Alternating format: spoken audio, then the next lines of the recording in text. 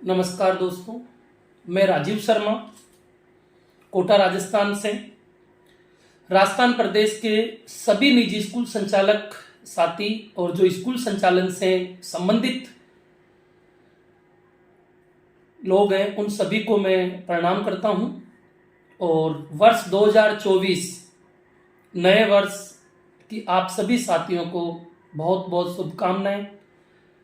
प्रभु से दुआ करते हैं कि वर्ष 2024 हमारे लिए सभी के लिए मंगलमय हो।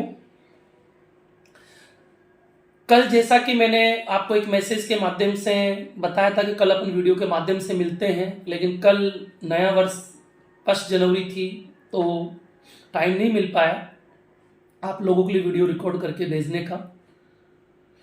जो साथी नहीं जानते हैं उन साथियों को एक बार मैं परिचय दे देता हूं, फिर मैं टॉपिक स्टार्ट करता हूं आज का। मैं कोटा राजस्थान से एक स्कूल संचालक हूं और पिछले कुछ वर्षों से YouTube के माध्यम से आपने YouTube पे देखा हो एडुफैक्ट बाय राजीव शर्मा, उस चैनल के माध्यम से आप सभी लोगों को जो स्कूल संचालन में जो लीगल प्रोसेस है उसको वीडियो के माध्यम से आप लोगों से रूबरू होता रहा हूं।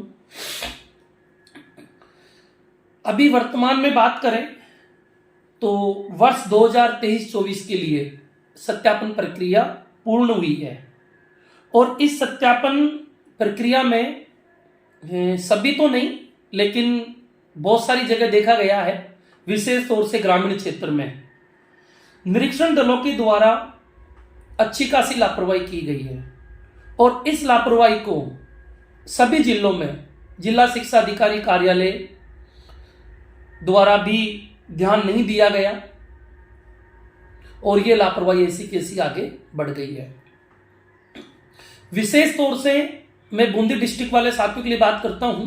अभी वर्ष 2023 के अंतिम दिनों में मेरे एक स्कूल संचालक से बात हुई। बात क्या हुई, कैसे हुई बात हुई, आप सभी साथियों को पता है कि मेरा स्कूलों को लीगल प्रोसेस के अलावा जो भी नए स्कूल खुलते हैं या पुराने स्कूल्स हैं उनका जो सेटअप होता है, जैसे कि उनको फर्नीचर है, टॉयज है, स्कूल का कलर पेंट है, कारपेट है, ये सारी चीजें भी मेरे पास एक टीम है तो वो उन सबको ये उपलब्ध करवाती है। तो मेरी टीम के द्वारा बूंदी डिस्ट्रिक्ट के साथियों को कॉल किया जा रहा था तो उस दौरान बहुत सारी चीजें निकल के आई और विशेष तौर से ग्रामीण क्षेत्रों में अभी भी हमारे स्कूल जो संचालक साथी हैं वो एक्टिव नहीं हो रहे हैं, वो कोई चीज सीखना नहीं चाह रहे हैं और अभी भी जो अपना आरटी पोर्टल है किसी भी कंप्यूटर वाले या ई मित्र के भरोसे, यूडाइस उनके भरोसे संचालित कर रहे हैं। साथियों, मैंने कई बार कहा है आपको कि आप लोगों को यह काम स्वयं करना रहेगा और या फिर अपने कोई कर्मचारी को ट्रेन करना रहेगा और कोई बड़ा या मुश्किल काम नहीं है, आराम से किया जा सकता है। अगर आपके स्कूल में अगर कंप्यूटर नहीं है तो आप मुझे बताइए, मैं भिजवा दूंगा कंप्यूटर। अगर फाइनेंशियली कोई समस्या है तो वो बताइए, उसमें मैं आपको टाइम दिलवा दूंगा।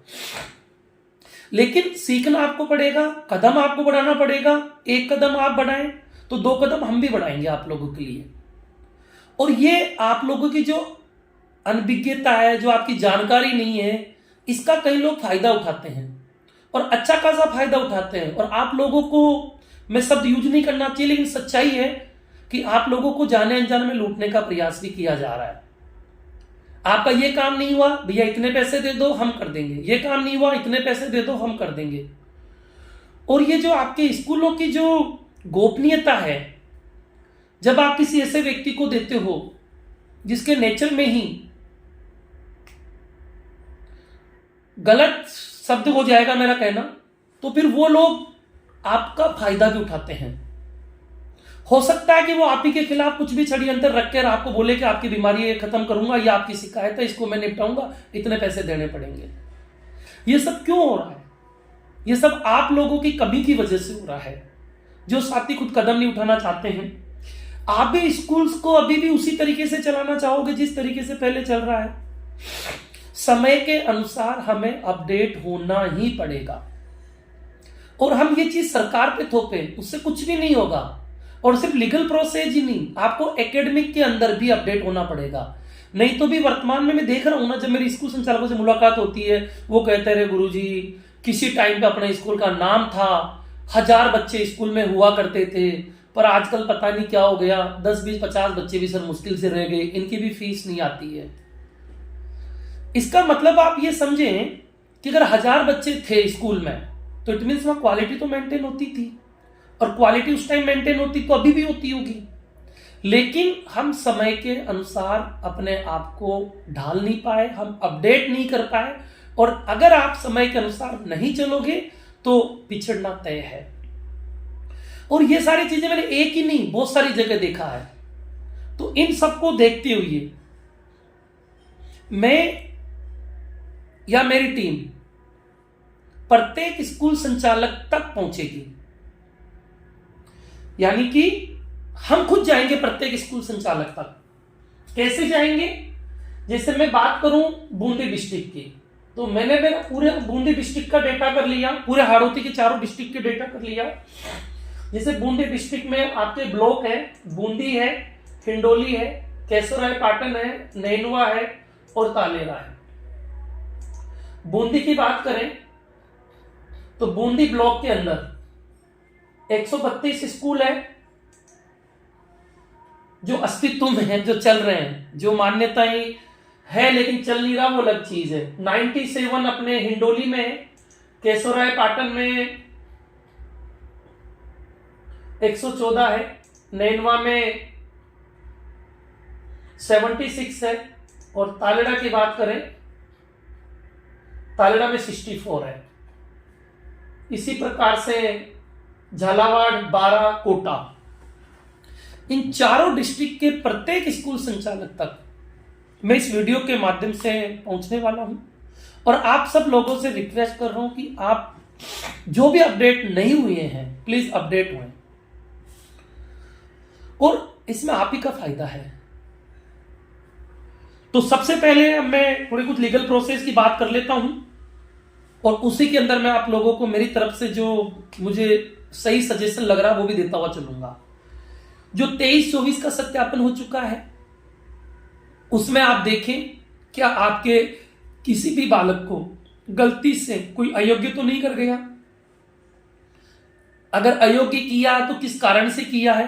आप मेरा पिछला यूट्यूब जो मेरा ये यूट्यूब चैनल है उसी के ऊपर मैंने भौतिक सत्यापन से रिलेटेड वीडियो लगा रखा है, आप वो देख लें। फिर भी यदि समझ में नहीं आया तो मैं आपको मेरे नंबर दे दूंगा, उस नंबर पे आप व्हाट्सअप करें, कॉल करने से बचें। तो वहां पर अगर कोई कंफ्यूजन है तो आपको रूल्स, यदि कोई बच्चा किसी भी निरीक्षण दल के द्वारा अगर अयोग्य कर दिया गया है जबकि वो योग्य होना चाहिए। मैंने बूंदी से शुरुआत क्यों करी? क्योंकि मेरे पास 3-4 घटनाएं बूंदी की मिली, इसलिए मैंने स्टार्टिंग बूंदी से ही करी है। आपको मैंने कितनी बार बोला है कि जो पुराने बच्चे हैं, जो पुराने आरटी के प्रवेश है, उसमें किसी भी प्रकार का कोई रेशो मेंटेन की आवश्यकता नहीं है। उसमें जो पुराने आरटी के बालक है, जो वर्ष 2023-24 को छोड़ दीजिए, इससे पहले 22-23 या इससे पहले के जो प्रवेशित बच्चे हैं, उन बच्चों के लिए नॉन आरटी के बच्चे हो या नहीं हो उससे कोई फर्क नहीं पड़ता। अब एक स्कूल मेरे सामने आया जिसमें टोटली 3 बच्चे आरटी के थे, 3 में से 2 को अयोग्य कर दिया गया। नाम मैं नहीं ले सकता क्योंकि दिस इज पब्लिक प्लेटफॉर्म। और निरीक्षण दल भी कोई प्रिंसिपल साहिबान के द्वारा किया गया, मतलब प्रिंसिपल है तो नो डाउट नॉलेज तो होगी। उनको 2 बच्चों को अयोग्य कर दिया गया। मेरे को ये चीज मेरे सामने आई, मैंने कॉल किया, उनका मैडम आप प्रिंसिपल हैं और आप बच्चों के साथ अन्याय कैसे कर सकते हैं? अगर ये बच्चे कहीं भी पहुंच जाएंगे, कहीं मतलब कलेक्टर के ऑफिस के पास जा सकते हैं या बीकानेर कर सकते हैं, सॉरी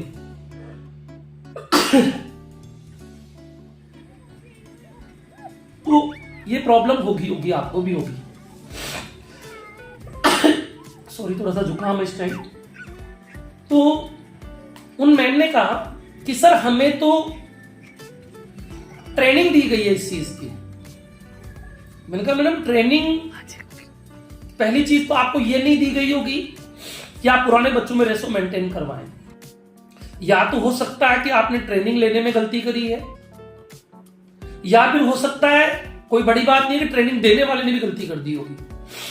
गलती इंसान से ही होती है, कोई बड़ी बात नहीं है, गलती हो गई है, लेकिन इसे सुधार किया जाए। सर अब तो नहीं हो सकता ये और नहीं हो सकता। मैंने कहा मैडम होगा तो सही, तक के बच्चे इसमें और ये करना तो पड़ेगा, क्योंकि आपने कोई लीगल कार्य नहीं किया यहाँ पर, तो वो हुई, प्रॉब्लम सोल्व हुई जैसे कैसे करके। अब ये कमी हमारे स्कूल संचालक की है। क्यों कमी है? क्योंकि उन्हें खुद को जानकारी नहीं थी। यदि उनको जानकारी होती कि पुराने बच्चों में लगभग 4.5 फीट रेशो मेंटेन की जरूरत नहीं है, तो वहां पर अयोग्य करने ही नहीं देते किसी भी पोजीशन में।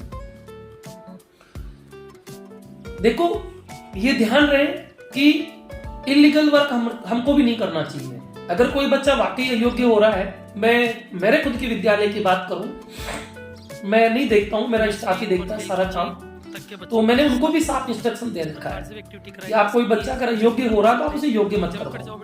एक पेरेंट्स के द्वारा आय प्रमाण पत्र नहीं दिया गया तो हमने उस बच्चे को अयोग्य ही करवाया। हम चाहते तो योग्य भी करवा लेते हैं, क्योंकि 10, 20, 50 बच्चों में कैसे पता चलता है प्रत्येक बच्चे का आय प्रमाण पत्र आया या नहीं आया।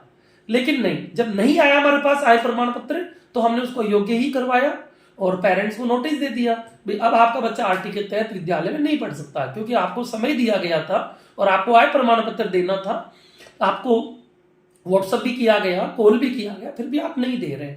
हो सकता है उनकी कहीं सरकारी नौकरी लग गई हो, या हो सकता है वो ITR भर रहे हो सकता है कि वो आरटी में नहीं रखना चाहते हो, तो अपने को कोई गलती नहीं करनी है। तो अभी भी देख ले, सत्यापन हो भी गया, आपने लॉक भी कर दिया, तो भी अगर आपके साथ अगर कुछ गलत हुआ है, विद्यालय में कोई बच्चा गलती से योग्य अयोग्य हो गया है, आप उसे ठीक करवाना चाहते हैं, तो आप अपने संबंधित जिला शिक्षा अधिकारी कार्यालय में संपर्क करें और वहां पे जो भी संबंधित व्यक्ति है, जो भी अधिकारी है या जिनके पास इस चीज का चार्ज है, आप उनसे मिले, उनकी व्यथा बताएं, तो वो 100% आपकी प्रॉब्लम का सॉल्यूशन करेंगे ही करेंगे। उसके बाद मैं बात करने जा रहा हूं फीस की।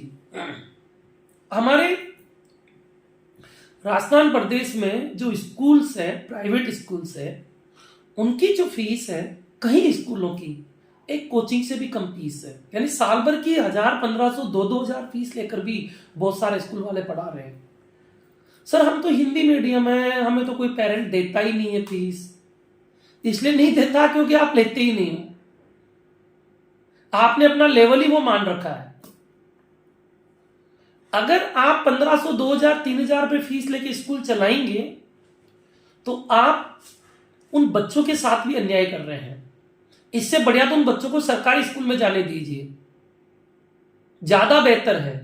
क्योंकि आप कहां से व्यवस्थाएं बिठाएंगे, आप कहां से अच्छे टीचर्स रखेंगे। प्राइवेट स्कूल का जब नाम आता है तो क्लियर ये रहता है कि हाँ जी यहां पर पढ़ाई होती है, यहां पर क्वालिटी मेंटेन होती है। चाहे वो मेरा प्राइवेट स्कूल चाहे ग्रामीण क्षेत्र का हो, चाहे किसी गली मोहल्ले का हो, लेकिन फिर भी उस स्कूल के लिए यही कहा जाता है कि हाँ जी प्राइवेट स्कूल में पढ़ाई होती है। ये सोच क्यों बनी है लोगों की?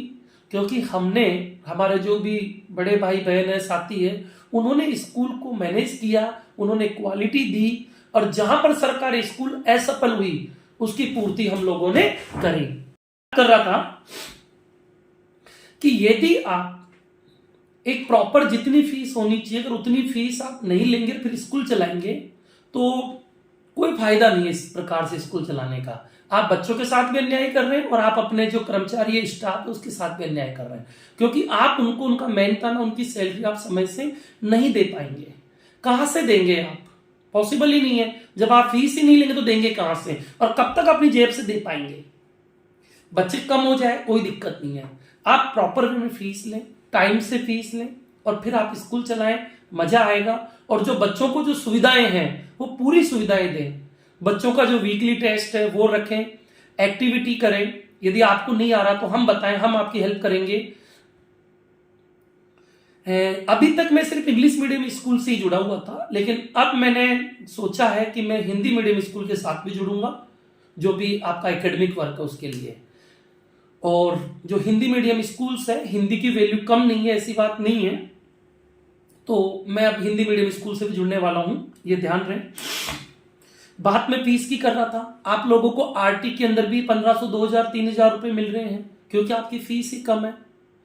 कई लोगों कह रहे हैं सर हम तो फीस बढ़ाना चाहते हैं लेकिन हमें तो 10% का नियम पता है। कहीं कोई नियम नहीं है 10%, 20%, 30% का। आप मेरे पिछले वीडियो जाके देखें, फीस कमेटी का मैंने पूरे वीडियोस लगा रखे हैं। अगर हमारा विभाग अगर समय से काम करता है तो वर्ष 2024-25 जो हमारा एकेडमिक ईयर आएगा, उस एकेडमिक ईयर में फीस पोर्टल खुलेगा और उस समय आप लोग मुझसे जुड़े रहें, संपर्क में रहें, तो आपकी फीस के बारे में बताने वाला हूं। उस टाइम वीडियोस भी दूंगा और आपको फीस कमेटी भी बना के दूंगा। एक यूट्यूब के साथ साथ हम जल्दी ही फेसबुक के माध्यम और इंस्टाग्राम के माध्यम से भी आपसे जुड़ने वाले हैं। तो जिन साथियों ने ये वीडियो तो मैं सिर्फ यूट्यूब पे अपलोड करने वाला हूं, जिन्होंने सब्सक्राइब नहीं किया करें, और जल्दी मैं आपको फेसबुक पेज भी देने वाला हूं। एक मैंने बता ही दिया आप लोगों को कि आप लोग प्लीज बचने का प्रयास करें। जितने भी आप इलीगल वर्क या कोई पैसा देके कोई काम करवाते हैं उन सब चीजों से बचें। आरटी में रेशो मेंटेन करें, 1 नंबर में स्कूल चलाएं, प्रॉपर फीस लें, और 2024-25 से ये ठान लें कि हमको हमारा कर्म करना है, फल ऊपर वाले का काम है देने का। लेकिन आप उस फल के प्राप्त करने के चक्कर में फीस के साथ कोई समझौता ना करें, कोई भी गलत तरीके से स्कूल ना चलाएं, कोई भी किसी प्रकार की स्कीम नहीं चलाएं, 3 पे 1 बच्चा फ्री या ये वो। मैं नहीं कह सकता आपको, मेरे पास बहुत सारे किस्से हैं ऐसे, बहुत सारे किस्से हैं, लेकिन मैं पब्लिक प्लेटफॉर्म पे नहीं बता सकता आपको कि कुछ स्कूल संचालक तो कहां तक चले जाते हैं और फिर कह रहे हैं कि स्कूल नहीं चल रही है। राजस्थान प्रदेश के प्रत्येक स्कूल संचालक से मेरा यही निवेदन है कि प्राइवेट स्कूल सब जहां आता है, प्राइवेट स्कूल, निजी स्कूल, सम्मान से नाम लिया जाता है बच्चों के एजुकेशन के लिए, और वो सम्मान बरकरार तभी रहेगा जब हम सिस्टम के साथ चलेंगे, समय के साथ अपडेट होंगे। समय के साथ अपडेट होने से मतलब है कि हमारा जो स्कूल का जो माहौल है, जो एनवायरनमेंट है, उसको हमें परिवर्तन करना होगा। जरूरत पड़ेगी तो हम बच्चों को स्पोकन भी करवाएंगे, उसके लिए भी हम आपकी हेल्प करेंगे। धीरे ही में बहुत सारे जो हमारे साथी हैं उनके पास, बहुत सारे हमारे साथी बहुत यूं माने कि क्वालिटी पर्सन्स है, बहुत सारे साथियों के पास बहुत सारी योग्यता है, एबिलिटीज है।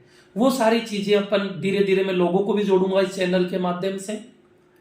पर यह कि स्कूल हमें चलाना है, ऑनेस्टी के साथ चलाना है, ईमानदारी से चलाना है, और वर्ष 2024 जो है इसके अंदर हमें प्रण लेना है। एडवर्टाइजमेंट हमें करना है, मर्यादाओं में रह के करना है। कोई भी गलत लाइन अपने को अपने एडवर्टाइजमेंट में नहीं देना है किसी भी प्रकार से। जो साथी हिंदी मीडियम से इंग्लिश मीडियम में कन्वर्ट करना चाहते हैं, या जो अतिरिक्त माध्यम लेना चाहते हैं, या जो कर्मोन्नति करवाना चाहते हैं, अभी वर्तमान में पोर्टल खुला हुआ है, 31 मार्च तक है। आप अपनी फाइल लगाएं, जो भी नॉर्म्स है, यदि आपको दिक्कत आ रही है, समझ में नहीं आ रही है, तो आप मुझसे संपर्क करें। बट जो भी लीगल प्रोसेस है वो पूरी मेंटेन करें। किसी भी प्रकार से ऐसा नहीं सोचे, मैं वापस अगेन कह रहा हूं कि हाँ जी हम राजीव सर से संपर्क करेंगे। बहुत सारे साथी कभी कभी मेरे पास कॉल आते हैं, सर मेरी मान्यता करवा दो, कैसे भी करके करवा दो। भैया मान्यता राजीव सर नहीं करवाएंगे, मान्यता आपके कागज करवाएंगे। और किसी भी प्रकार की देन लेन के बारे में कतई ना सोचे, कतई ही ना सोचे, बिल्कुल क्लियर। ये चीज दिमाग में बिठा लेंगे, अच्छे से बिठा लेंगे। अगर मैं आपकी कोई सेवा दूंगा, आपको कोई सर्विस दूंगा, उसका चार्ज मैं लूंगा, लेकिन किसी भी प्रकार की मान्यता में या आपके किसी भी प्रकार के लीगल प्रोसेस के अंदर मैं आपसे कभी भी, ना तो आज तक कभी लिया है ना आगे लूंगा। कई बार कुछ साथी आ जाते हैं और कहते हैं लो सर ये आपका मेहनतान ले लो। भाई मुझे कुछ नहीं चाहिए, कुछ भी नहीं चाहिए। और अगर आप लोग इस तरीके से काम कर रहे हैं, किसी को पैसा खिला के कोई काम करवा रहे हैं, तो आप अपने साथ, अपने विद्यालय के साथ अन्याय कर रहे हैं। प्रत्येक समस्या का समाधान है, लीगल तरीके से हमारे विभाग में जाए, विभाग हमेशा सपोर्टिव रहता है। कई लोग कहते हैं कि हमारे साथ विभाग में कोई सुनता ही नहीं है। हो सकता है आपका बोलने का लहजा या आपका वहां प्रस्तुत होने का तरीका ही गलत हो। आप डायरेक्ट जाइए विभाग में और अपनी समस्या बताइए, 100% वो समाधान करेंगे। वो बैठे ही इसीलिए हैं भाई, उनकी ड्यूटी यही है। और कोई भी अधिकारी कभी भी किसी भी स्कूल का अहित नहीं करता है, क्योंकि जो हमारा विभाग है वो भी हमारा ही परिवार है, हमारे साथ चलना है। तो हम कई बार जाने अनजाने में, हाँ, जब कई बार हम भी धरने प्रदर्शन में जाते हैं और विभाग के साथ हम भी बात करते हैं, ऐसी बात नहीं है। वो हमारे अधिकारों की लड़ाई है, वो हम लड़ेंगे, लेकिन गलत तरीके से नहीं। विभाग के प्रत्येक अधिकारी का, प्रत्येक कर्मचारी का सम्मान करना हमारी ड्यूटी है, हमारा कर्तव्य है।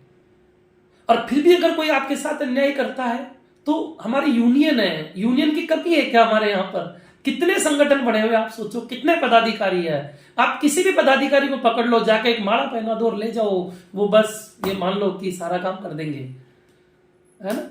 तो प्लीज थोड़ा सा ये ध्यान रहे। और आप सभी साथियों को पुनः नए वर्ष की बहुत बहुत शुभकामनाएं। मेरा नंबर मैं बोल देता हूं, 9256668820। मैं टाइपिंग भी कर दूंगा इसके अंदर वीडियो एडिटिंग में, 9256668820। और मेरी टीम के द्वारा आपके पास कॉल आएगा इसी नंबर से, जो आपको स्कूल सपोर्टिव के लिए कॉल रहेगा। क्योंकि हम जो आपको अवेलेबल करवा रहे हैं टॉयज वगैरह या फर्नीचर वगैरह, हम आपको हैवी डिस्काउंट पे दे रहे हैं। और आप कहीं भी ट्राई कर लें, किसी भी प्लेटफॉर्म पे, हमसे ज्यादा डिस्काउंट आपको कहीं नहीं मिलेगा। और 100% सर्विस मिलेगी। कोई भी आइटम यदि गलत चला गया, पहली बात तो जाएगा ही नहीं, क्योंकि हमारे जो साथी हैं, जो मेरे टीम में जो हेड है वो संभालते हैं, निर्मल जी, वो पूरा चेक करके माल भेजते हैं। और ज्यादा काम हम ओके प्ले का करते हैं। ओके प्ले बेस्ट ब्रांड है। और पहले ये था कि इसकी रेट ज्यादा है, कोई रेट ज्यादा नहीं है, क्वालिटी है।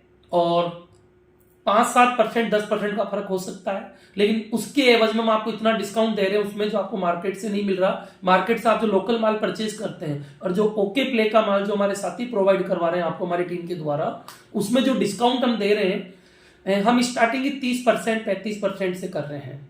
हाईएस्ट है 35, इससे ऊपर आशा भी मत रखना, फिक्स कर रखा है ये।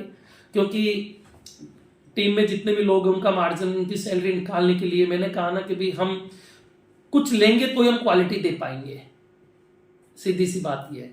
ठीक है, आप सभी साथियों को पुनः नए वर्ष की शुभकामनाएं, आपके परिवार को, आपके विद्यालय परिवार को। और 2024 में हम प्रण लें कि हम स्कूल को स्कूल के तरीके से चलाएं, किसी भी स्कीम या किसी भी अन्य गलत एक्टिविटी के माध्यम से हम नहीं करें। जय हिंद, जय भारत। आप सभी साथियों को धन्यवाद।